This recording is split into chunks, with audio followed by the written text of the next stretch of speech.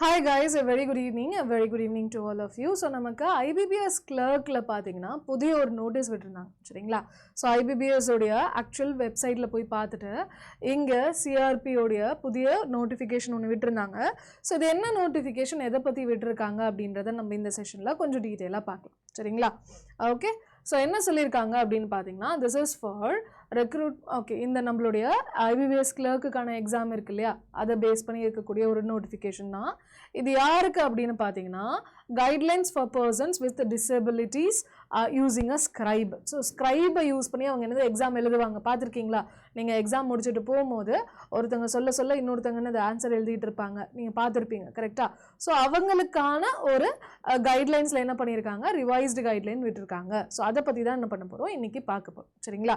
என்ன சொல்கிறாங்கன்னா, இதில் வந்து நீங்கள் என்ன பண்ணலாம், கேண்டிடேட் என்ன பண்ணலாம், ஸ்க்ரைப் நீங்கள் கொண்டு வந்துக்கலாம்ப்பா, உங்களுடைய ஓன் காசில் நீங்கள் என்ன பண்ணலாம், ஸ்க்ரைபை நீங்கள் ரெடி பண்ணிக்கலாம்ப்பா அப்படின்னு சொல்கிறாங்க சரிங்களா. ஸ்க்ரைப் அப்படின்னா என்ன அர்த்தம்னா, அவங்களுக்கு யாருன்னா ஒரு பர்சனுக்கு ஃபிசிக்கல் டிசபிலிட்டி இருக்குது, அவங்களால கையை தூக்கவோ எழுதவோ எதுவும் பண்ண முடியல அப்படின்னா அவங்க என்ன பண்ணலாம், இன்னொரு ஆளை கூட்டிகிட்டு வரலாம்.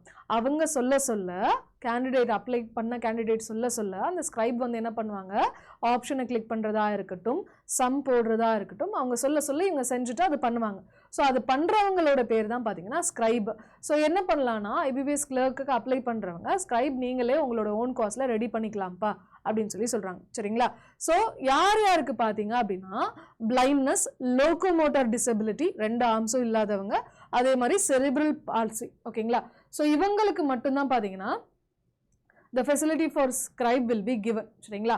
ஸோ இவங்களுக்கு வந்து வேணும்னு நினச்சாங்கன்னா இந்த appendix 1ல கொடுத்த மாதிரி என்ன பண்ணும், வேலிட் டிசபிலிட்டி சர்டிஃபிகேட் இருக்கணும் அல்லது UDID கார்டு வச்சுருக்கணும் சரிங்களா. அது இல்லாமல் ரெக்வயரிங் எனி மெடிக்கல் சர்டிஃபிகேட் சரிங்களா. ஸோ மெடிக்கல் சர்டிஃபிகேட்டும் அவசியம் கிடையாதுன்றாங்க சரிங்களா.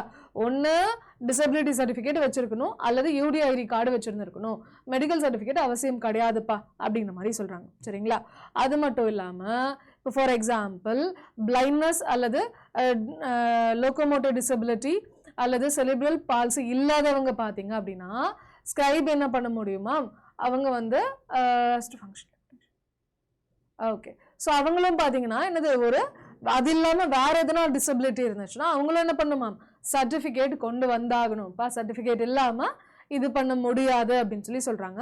ஸோ அந்த சர்டிஃபிகேட் இவங்க இந்த 3 பேரும் சைன் பண்ணி இருந்திருக்கணுன்றாங்க. யார், சீஃப் மெடிக்கல் ஆஃபீஸர் அல்லது சிவில் சர்ஜன் அல்லது சீஃப் டிஸ்ட்ரிக்ட் மெடிக்கல் ஆஃபீஸர் பண்ணியிருந்திருக்கணும், சேர் பர்சன் பண்ணியிருந்திருக்கணும், அல்லது ஆர்த்தோபெடிக் அல்லது PMR ஸ்பெஷலிஸ்ட் பண்ணியிருந்திருக்கணும், அல்லது அதோட மெம்பர் ஆச்சு பண்ணியிருந்திருக்கணும். அதே மாதிரி எனி அதர் எக்ஸ்பர்ட் சரிங்களா. அதாவது என்னன்னா சேர் பர்சனோ இல்லை அதை சார்ந்த மெம்பரோ என்னது பண்ணியிருந்திருக்கணும். ஸோ 3 பேரோட சைன் இருக்கணுன்ற மாதிரி சொல்கிறாங்க சரிங்களா. UDID அல்லது டிசபிலிட்டி சர்டிஃபிகேட் இருந்தால் தான் இந்த எக்ஸாம் எழுத முடியும் அப்படின்னு சொல்கிறாங்க. சரி, இம்பார்ட்டண்ட்டான ஒரு விஷயம் என்னென்னு பார்த்தீங்கன்னா, இப்போ வந்து ஸ்க்ரைபை கூட்டிகிட்டு வராங்களா, ஸோ அந்த ஸ்க்ரைப் வந்து யாராக இருக்கலாம் அப்படின்ற ஒரு விஷயம். ஸோ ஸ்க்ரைபோட குவாலிஃபிகேஷன் பார்த்தீங்கன்னா வேரி ஆகும். இப்போ வந்து கிளர்க்குக்கு எக்ஸாம் எழுத போகிறவனுங்க என்ன பண்ணுறாங்கன்னா, இப்போ MPhil முடித்தவங்கள கூட்டிகிட்டு வராங்கன்னு வைங்களேன், அது நியாயமாக இருக்குமா? டாக்டரேட் படித்தவங்க வந்து ஸ்க்ரைபா வந்து எழுதி தரப்பான அவனுக்கு அப்படின்னு சொன்னால் நியாயமாக இருக்குமா? ஸோ தப்பு. என்ன சொல்கிறாங்கன்னா, இப்போ ஒரு குவாலிஃபிகேஷன் இருக்குன்னா அதுக்கு 1-2 வருஷம் அதிகமாக படிச்சிருந்துருக்கலாம் அல்லது 3 வருஷம் கம்மியாக படிச்சிருந்துருக்கலாம் அப்படின்றாங்க. இப்போ ஃபார் எக்ஸாம்பிள் நமக்கு IBPS கிளர்க்குக்கான குவாலிஃபிகேஷன் என்னது, நோட்டிஃபிகேஷன் என்ன, யாரால் அப்ளை பண்ண முடியும், ஒரு கிராஜுவேட்டால் அப்ளை பண்ண முடியும் அப்படின்னு சொல்லியிருக்காங்க. அப்போது யார் வந்து ஸ்க்ரைபாக வரலான்னு பார்த்தீங்க அப்படின்னா, கிராஜுவேஷனுக்கு 3 வருஷம் முன்னாடி, அதாவது ஃபஸ்ட் இயர் படிக்கிறவன் ஸ்க்ரைபாக வரலாம் சரிங்களா. காலேஜ் ஃபஸ்ட் இயர் படிக்கிறவன் ஸ்க்ரைபாக வரலாம், அல்லது MSc பண்ணவன் ஸ்க்ரைபாக வரலாம்.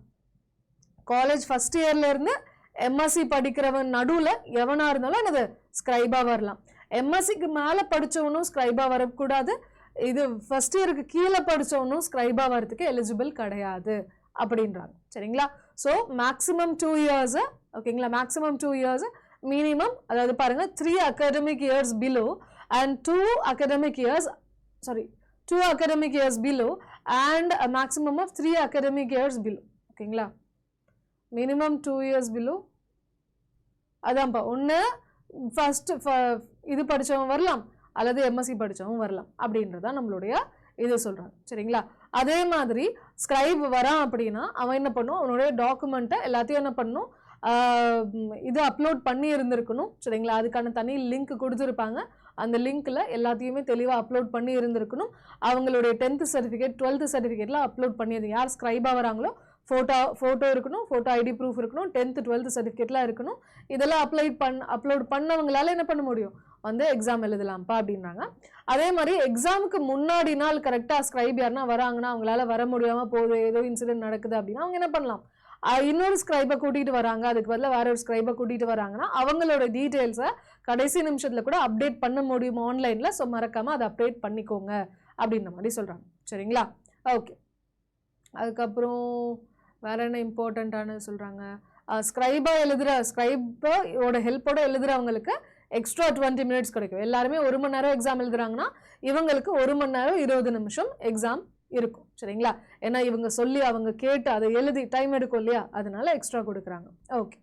அது மட்டும் இல்லாமல் என்ன சொல்கிறாங்கன்னா,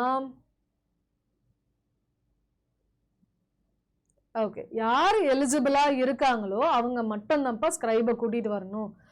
நான் வந்து ஃபிசிக்கல் டிசபிலிட்டிக்குள்ளேயே வரமாட்டேன், இருந்தாலும் நான் வந்து ஸ்கிரைபை கூட்டிகிட்டு வரலாமான்னு கேட்டிங்கன்னா நோ, அது தப்புப்பா, அப்படி பண்ணக்கூடாதுப்பா அப்படின்ற மாதிரி சொல்கிறாங்க. அடுத்து பார்த்தீங்க அப்படின்னா ஸ்கிரைப் அவங்களே அரேஞ்ச் பண்ணாங்கன்னா, ஓகேங்களா, ஸ்கிரைப் அவங்களால அரேஞ்ச் பண்ண முடியலைன்னா, okay, the scribe arrange by the candidate should not be already ma'am இப்போ நானும் கிளர்க்குக்கு எக்ஸாம் எழுத போகிறேன், இன்னொருத்தவங்க டிசேபிள்டு பர்சனும் கிளர்க் எக்ஸாம் எழுத போகிறாங்க, 2 பேருக்கும் வேறு ஷிஃப்ட்னா நான் அவங்களுக்கு ஸ்கிரைபாக இருக்கலாமான்னா நோ, கூடாது. ஒரே எக்ஸாமுக்கு அப்ளை பண்ணுற 2 பேரும் என்ன பண்ண முடியாது, ஸ்கிரைபாக இருக்க முடியாது. அப்படி 2 பேரும் சேர்ந்து அதை எழுதுனாங்கன்னா 2 பேரோட அப்ளிகேஷனையும் நாங்கள் கேன்சல் பண்ணிவிடுவோம்ப்பா, அவங்கள டிபாரும் பண்ணிவிடுவோம்ப்பா அப்படின்றாங்க. சரிங்களா? ஸ்கிரைபாக ரெஜிஸ்டர் பண்ணவங்களுக்கு மட்டும்தான் காம்பன்சென்ட்ரி டைம் கிடைக்கும், எல்லாருக்குமேலாம் எக்ஸ்ட்ரா 20 நிமிஷம் கிடைக்காதுப்பா. அதனால உங்களுக்கு 20 நிமிஷம் கிடைக்கணும் அப்படின்னா, ஃபிசிக்கல் டிசபிலிட்டி இருக்குது அப்படின்னா அதை தெளிவாக டினோட் பண்ணிடுங்க அப்படின்றாங்க. சரிங்களா? அதே மாதிரி ஸ்கிரைப் வந்து, அதாவது கேண்டிடேட் சொல்லி தான் ஸ்கிரைப் பண்ணணும். கேண்டிடேட் அமைதியாக இருந்துட்டு ஸ்கிரைபே டக்குன்னு ஆன்சர் பண்ணிட்டு இருந்தாங்கன்னு பார்த்தாலோ, அப்படின்ற ஒரு விஷயத்தை கண்டுபிடிச்சாலோ அடிக்கடிக்கு என்ன பண்ணுவாங்க, பக்கத்தில் வந்து இன்விஜிலேட்டர்லாம் சுற்றி வருவாங்கல்ல, அப்போ வந்து ஸ்கிரைப் சொல்லாமலே கேண்டிடேட் சொல்லாமலே ஸ்கிரைப் ஆன்சர் பண்ணுறாங்க அப்படிலாம் இருக்கிறத கவனிச்சாலோ என்ன பண்ணுவாங்க, அவங்களுக்கு வந்து அந்த கேண்டிடேட்ஸை கேன்சல் பண்ணிடுவாங்க.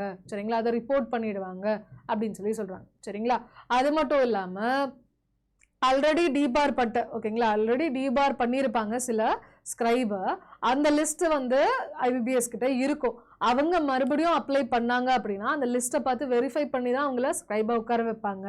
ஸோ ஆல்ரெடி டிபார் பண்ணப்பட்டவங்களை இதில் ஸ்கிரைபாக உட்கார வைக்க முடியாது அப்படின்னு சொல்கிறாங்க. சரிங்களா? ஓகே. வேறு என்ன சொல்கிறாங்க, டிபார் பண்ணவங்க மறுபடியும் அந்த எக்ஸாம் எழுதுறதுக்குமே பாசிபிலிட்டி கம்மி தான் அப்படின்னு சொல்கிறாங்க. சரிங்களா? அதே மாதிரி அந்த டிபார் பண்ணப்பட்ட கேண்டிடேட்ஸ் வந்து எழுதினாலோ அல்லது அந்த ஸ்கிரைப்ஸ் வந்து எழுதினாலோ அவங்களுடைய இது பார்த்தீங்கன்னா என்னது, அந்த லிஸ்ட் வந்து பார்த்தீங்கன்னா ஐபிபிஎஸ் கிட்ட தான் இருக்கும். அது வெளியிடுறதும் இடாததும் அது ஐபிபிஎஸ் உடைய பொறுப்புப்பா, அது அவங்க இஷ்டம்ப்பா அப்படின்னு சொல்லிட்டாங்க. சரிங்களா? அதே மாதிரி யாரெல்லாம் ஸ்கிரைபாக வரீங்களோ அவங்களுக்கு கண்டிப்பாக வேலிடான ஆதார் கார்டு இருக்கணும். அதே மாதிரி என்னது செலெக்ஷன் ப்ராசஸ் அப்போது அதெல்லாம் வெரிஃபை பண்ணி தான் இது பண்ணுவாங்க. ஸோ அது ரொம்ப முக்கியமான விஷயம் அப்படின்னு சொல்கிறாங்க. அதுக்கப்புறம் பார்த்தீங்கன்னா தான் முன்னாடியே சொன்னது தான், காம்பன்சேட்டரி டைம் கொடுப்பாங்க ஸ்கிரைபுக்கு. ஸ்கிரைப் இல்லாதவங்க காம்பன்சேட்டரி டைமில் எழுதுனாங்க அப்படின்னா அது அந்த கேண்டிடேச்சர் கண்டிப்பாக கேன்சல் பண்ணிடுவோம் அப்படின்னு சொல்கிறாங்க. அண்டு அதே தான் டிஸ்குவாலிஃபை பண்ணிடுவோம் அப்படின்றாங்க. சரிங்களா? வேறு எதுவும் ரொம்ப மேஜராக சொன்ன மாதிரி இல்லை செலெக்ஷன் ப்ராசஸில். அதுக்கப்புறம் வந்து பார்த்திங்கன்னா இன்னொரு விஷயம் சொல்லியிருந்தாங்க. இப்போ வந்து மேம் நான் வந்து ஸ்கிரைப்லாம் கிடையாது, ஆனால் வந்து எக்ஸாம் அப்ளை பண்ணிட்டேன், எக்ஸாம் அப்ளை பண்ணதுக்கப்புறம் எக்ஸாமுக்கு போகிறதுக்கு முன்னாடி எனக்கு வந்து அடிபட்டுருச்சு, அப்போ நான் வந்து ஸ்கிரைபுக்கு அப்ளை பண்ணி நான் ரெடி பண்ணலாமா அப்படின்னு கேட்டிங்கன்னா கண்டிப்பாக பண்ணலாம். பட் அந்த ஒரு டிசபிலிட்டி வந்து டெம்பரவரியாக இருக்கக்கூடாது. கரெக்டாக வந்து ஐயோ எக்ஸாம் ஒழுங்காக படிக்கலையே, எவனா வந்து ஹெல்ப் பண்ணால் நல்லா இருக்குமே, சரி ஓகே பைக்கில் போகும்போது கீழே விழுந்துருவோம், ஒரு மாவு கட்டு மட்டும் போட்டுருவோம், அப்படியே இப்போ எக்ஸாம் எழுதுவோம், அப்போ ஸ்கிரைப் எவனா வருவான்ல அவனை வச்சு மேனேஜ் பண்ணிப்போம் அப்படின்னு நினச்சிக்கினா இன்னும் it will not work like that. சரிங்களா? பெர்மனன்ட் டிசபிலிட்டி இருக்கிறவங்களுக்கு தான் என்ன பண்ண முடியும், இந்த ஒரு அப்ளிகேஷனே கொடுப்பாங்க, சர்டிஃபிகேட்டே கொடுப்பாங்க. அந்த சர்டிஃபிகேட் இருந்தால் தான் உங்களால் அதை அப்ளையே பண்ண முடியும். சரிங்களா? ஸோ அதனால உங்களால் அந்த மாதிரியான விஷயங்கள் தில்லாலங்கடி வேலைலாம் பண்ண முடியாதுப்பா, தப்புப்பா அப்படின்னு சொல்லியிருக்காங்க. சரிங்களா? ஸோ அதை பற்றி தான் பார்த்தீங்கன்னா கொஞ்சம் டீட்டெயிலாக இந்த இதில் கொடுத்துருக்காங்க. வேற ஒன்றும் இல்லைப்பா. சரிங்களா? ஸ்கிரைபுக்கான ஒரு பெரிய புதிய கைட்லைன்ஸ் தான் என்ன பண்ணியிருக்காங்க, ரிவைஸ்டு கைட்லைன்ஸ் தான் என்ன பண்ணியிருக்காங்க, இந்த ஒரு புதிய நோட்டீஸில் கொடுத்துருக்காங்க. இதை பற்றி ஷேர் பண்ணணும்னு நினச்சி தான் இந்த செஷன் கொண்டு வந்தது. சரிங்களா? ஓகேப்பா. ஸோ ஐபிபி இது பார்த்தீங்கன்னா சரிங்களா, ஐபிபிஎஸ் கிளர்க்குக்கு நீங்கள் ப்ரிப்பேர் பண்ணுறவங்களா இருந்தீங்க அப்படின்னா நம்மளுடைய ஐபிபிஎஸ் கிளர்க்குக்கான பேட்ச் என்ன பண்ணலாம், நீங்கள் இப்போ கூட ஜாயின் பண்ணிக்கலாம். பேசிக்ஸ்லேருந்து எல்லா விஷயங்களும் கவர் பண்ணப்படும். சரிங்களா? என்ன பண்ணுங்கள், தமிழ் பேங்க்னு போங்க, அதில் வளம் 3.0 இருக்கும். இதில் போய் என்ன பண்ணலாம், மோர் ஆஃபர்ஸ் கொடுங்க, என்டர் கூப்பன் கோட் கொடுத்துட்டு Y350 கோட் அப்ளை பண்ணுங்கள். ஸோ இப்படி பண்ணிங்கன்னா 2200 சம்திங் இருக்கக்கூடிய ப்ராடக்ட்டை 1700க்கே வாங்கிக்கலாம். ஸோ மறக்காம என்ன பண்ணுங்க, Y350 இந்த ஒரு பர்டிகுலர் கோடை அப்ளை பண்ணி வாங்கிக்கோங்க. செஷன் யூஸ்ஃபுல்லாக இருந்ததுன்னு நம்புகிறேன். மறக்காம செஷன் லைக் ஒன்று போட்டுருங்க. அண்ட் இதே மாதிரி செஷன்ஸ் ரெகுலராக வரணும்னு ஆசைப்பட்டீங்கன்னா மறக்காம நம்ம சேனலை சப்ஸ்கிரைப் பண்ணிக்கோங்க. சரிங்களா? Thank you guys, thank you so much. அடுத்த செஷனில் பார்க்கலாம். பாய், டேக் கேர்.